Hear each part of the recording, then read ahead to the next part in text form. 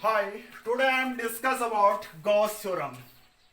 Gauss एक scientist से उनके अकॉर्डिंग क्या था इसकी स्टेटमेंट में पढ़ रहा हूँ. Total electric flux linked with the close surface.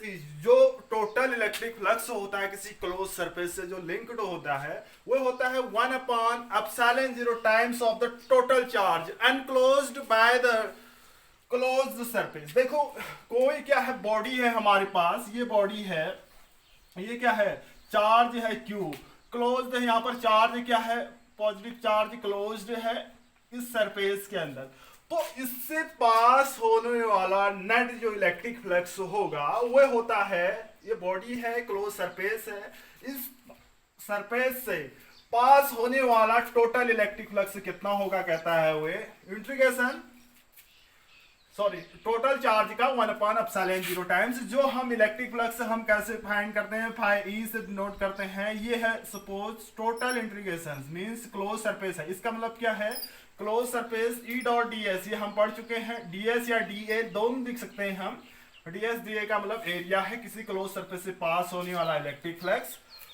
वो क्या है 1/ε0 टाइम्स, 1/ε0 टाइम्स क्या, टोटल चार्ज एनक्लोज्ड बाय, ये टोटल चार्ज का 1/ε0 टाइम्स होता है क्या, इस क्लोज सरफेस से पास होने वाला इलेक्ट्रिक फ्लक्स. टोटल चार्ज वो कौन सा टोटल चार्ज, जो इस क्लोज सरफेस के अंदर जो टोटल चार्ज है, ये बाहर वाला चार्ज नहीं काउंट नहीं होगा. तो ये क्या कहलाता है, according to Gauss theorem total electric flux link with the close surface is 1/ε0 times the charge enclosed by the closed surface. तो ये क्या होगा, गॉस थ्योरम की स्टेटमेंट है, ये है फॉर्मूला उसका गॉस थ्योरम का. आप देखिए इसकी कुछ कंडीशंस हैं, इसमें क्या कहता है आपका, एक तो ये हो गया, मैं इसको हटा दे रहा हूं. देखो तो क्या क्या कंडीशन होने चाहिए, सबसे पहले उसका क्लोज सरफेस होना अनिवार्य है, क्लोज्ड सरफेस. एक कंडीशन क्या है, क्लोज सरफेस है, मींस उसे हम क्या कहेंगे, Gaussian surface. Close surface means जो भी क्लोज सरफेस होगा जिससे इलेक्ट्रिक फ्लक्स पास हो रहा होगा, क्लोज होगा, जिसे हम क्या कहते हैं, गॉसियन सरफेस कहेंगे. दूसरा है आपका नेट फ्लक्स की बात करता है. नेट जो इलेक्ट्रिक फ्लक्स है वो कितना होगा, इतना होगा net flux, net flux. Third one है आपका, ये क्या करता है, net flux of the charge close surface कहता है. क्लोज चार्ज मींस उस सरफेस के अंदर क्लोज जो चार्ज है उसकी बात करता है. थर्ड है क्लोज चार्ज मींस बॉडी के अंदर जो क्लोज चार्ज है, टोटल चार्ज एनक्लोज चार्ज लिखा है, ये charge enclosed means close charge means body के अंदर का चार्ज की बात करता है. नेक्स्ट है फोर्थ पॉइंट है इसमें क्या, फोर्थ पॉइंट है इसमें क्या, electric field from the all charges. जो इलेक्ट्रिक फील्ड शो करेंगे, ऑल चार्ज शो करेगा, ऑल चार्जेस. इसको मैं अभी थोड़ी देर में एक्सप्लेन कर रहा हूं. लास्ट पॉइंट है ये इनवर्स स्क्वायर लॉ को फॉलो करता है. Inverse square law means inverse square law को फॉलो करेगा. मींस क्या एसेंशियल कंडीशंस है, क्लोज सरफेस होने चाहिए यानी गॉसियन सरफेस होगा. नेट फ्लक्स की बात करता है. क्लोज चार्ज मींस ये बॉडी है, ये बॉडी है, इसके अंदर जो चार्ज है आपके, इसकी net charge enclose total charge means यहाँ पर क्या है 4Q है, ये है 3Q है, -3Q है, तो टोटल चार्ज कितना होगा, यहाँ पर Q होगा, उसकी बात करता है. नेक्स्ट है इलेक्ट्रिक फील्ड्स ऑल चार्जेस. कैसे, अब इसको मैं इसको रेज कर देता हूं, आपने लिखा होगा इलेक्ट्रिक फील्ड की बात कर रहा है. सपोज क्या होगा इसमें, मैं ये दे रहा हूं, ये कोई गॉसियन सरफेस है, ये गॉसियन सरफेस है, यहां पर क्या है +Q1 चार्ज है और यहां पर क्या है +Q2 चार्ज है, ठीक है, +Q2 चार्ज है, यहां पर क्या है +Q3 चार्ज है. तो यहां से पास होने वाला इलेक्ट्रिक फ्लक्स क्या होगा, कुछ इस टाइप का होगा पास होने वाला इलेक्ट्रिक फ्लक्स. ये क्या है, इलेक्ट्रिक फ्लक्स है. ये चार्ज क्या कर रहा है, इलेक्ट्रिक फ्लक्स तो क्या कर रहा है, इलेक्ट्रिक फ्लक्स क्रिएट तो कर रहा है, इलेक्ट्रिक फ्लक्स क्रिएट करेगा या नहीं करेगा. देखिए इसमें क्या है आपका, इस पॉइंट के बाद ऑल चार्जेस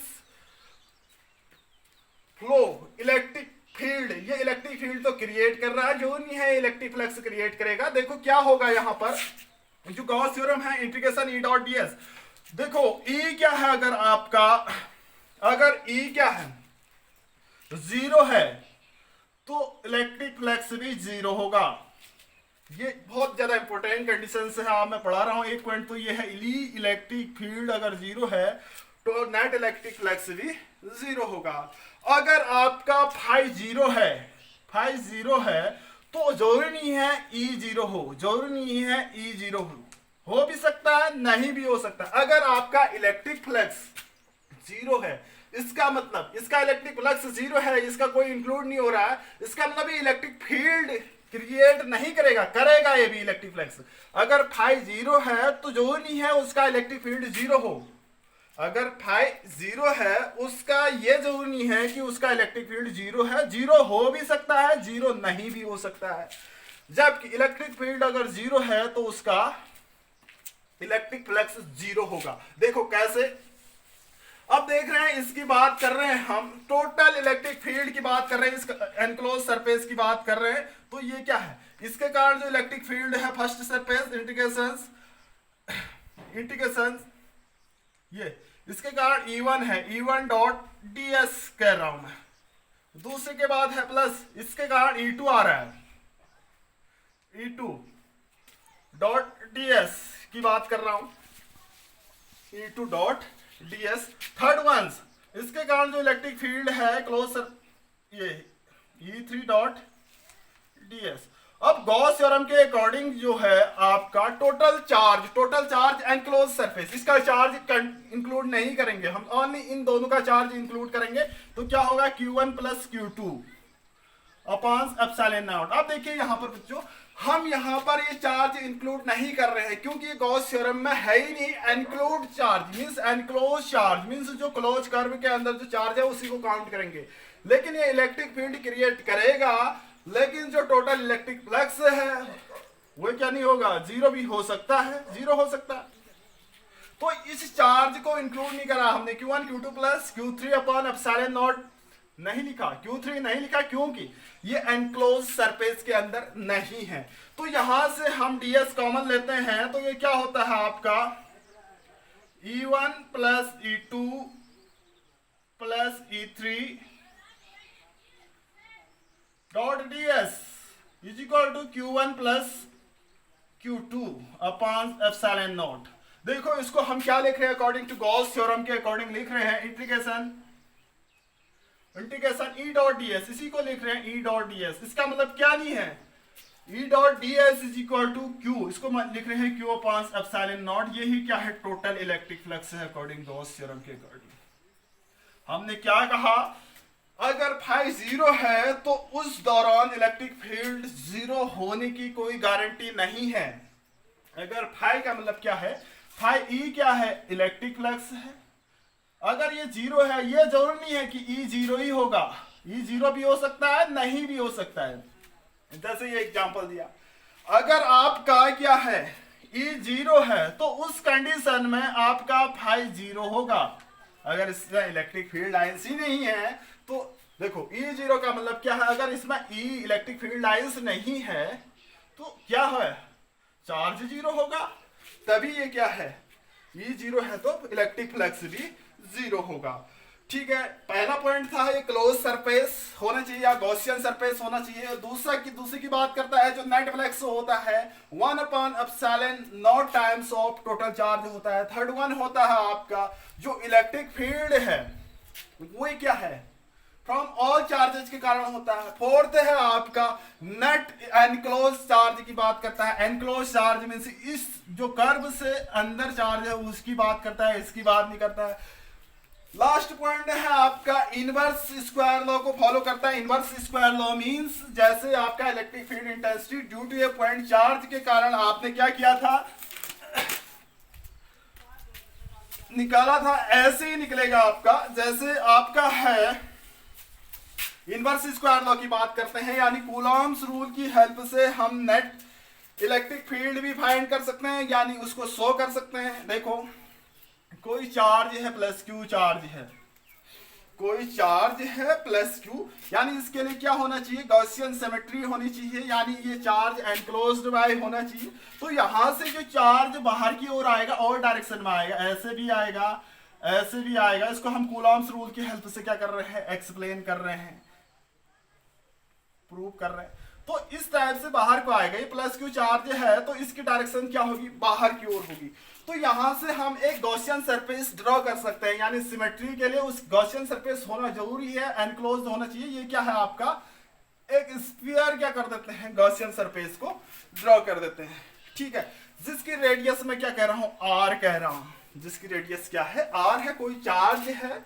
तो यहां से जो इलेक्ट्रिक फील्ड लाइंस है वो बाहर की ओर होगी। और अगर इसका हम क्रॉस सेक्शन एरिया लेते हैं, छोटा सा एरिया लेते हैं, इसका एरिया वेक्टर भी क्या होगा, ऐसी बाहर की ओर होगा, डीएस वेक्टर या ए वेक्टर या डीए वेक्टर भी लिख सकते हैं।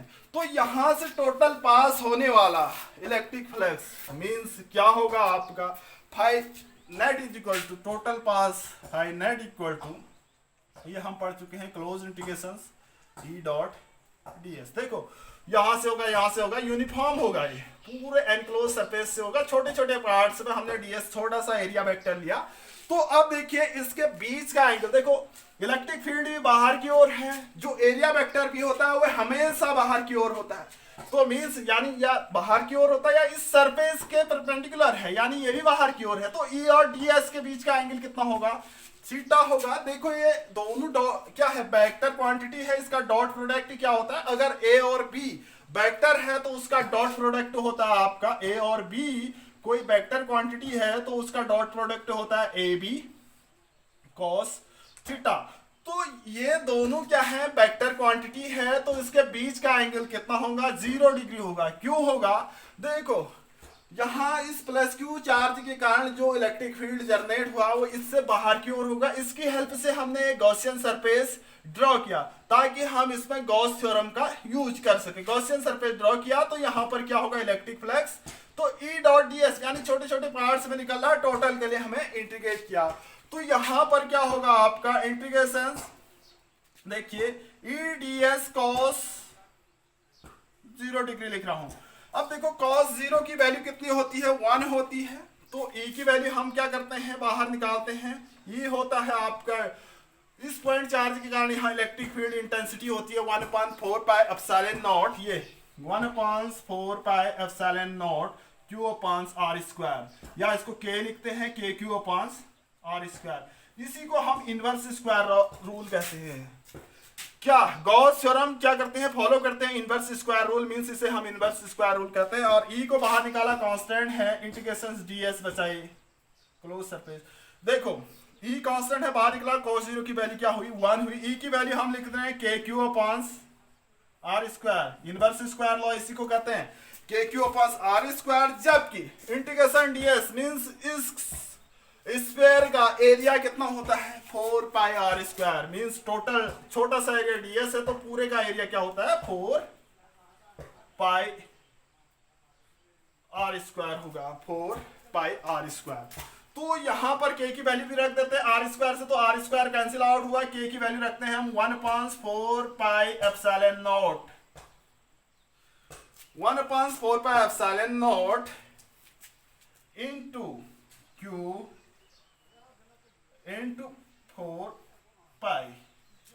अब देखो 4 पाई से 4 पाई कैंसिल आउट हुआ, जो आया नेट फ्लक्स जो आया ये आया q upon epsilon naught, q upon epsilon naught. ये क्या है, phi is equal to q upon epsilon naught, यही गॉस थ्योरम है, गॉस थ्योरम का प्रूफ होता है। तो phi e is equal to net flux जो होगा आपका q अपॉन एप्सिलॉन नॉट है, यही प्रूफ है गॉस थ्योरम का, hence proved, hence proved.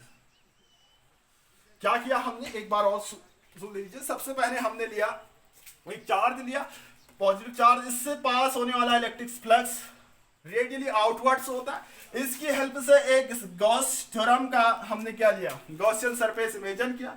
Gaussian surface imagine करने के बाद इस सरफेस से पास होने वाला इलेक्ट्रिक फ्लक्स कितना होगा, ये आए। तो इसके बाद हमने क्या कहा, यहाँ पर हर पॉइंट पर इलेक्ट्रिक फील्ड्स बाहर की ओर है, तो एरिया वेक्टर भी रेडियली बाहर की ओर होता है, यानी सरफेस के परपेंडिकुलर होगा। तो ई और डीएस के बीच का एंगल 0 डिग्री होगा। ई कांस्टेंट है, डीएस डी तो ई क्या है, इस पॉइंट चार्ज के कारण यहाँ पर जो क्या है इलेक्ट्रिक फील्ड होता है, हम पहले ही ड्राइव कर सके हैं 1/4πε0 q upon r स्क्वायर या k into q upon r square. तो ई की वैल्यू इतनी लिखी। देखो ये एरिया हमने बहुत छोटा सा लिया था, इसका पूरा एरिया कितना होगा इंटीग्रेशन का means 4πr square, r square से आर स्क्वायर कैंसिल आउट हुआ, k की वैल्यू रखी 1/4πε0 q इंटू 4π से 4π कैंसिल आउट हुआ q upon ε0। यही गॉस थ्योरम है, यही गॉस थ्योरम का प्रूफ है। Thank you.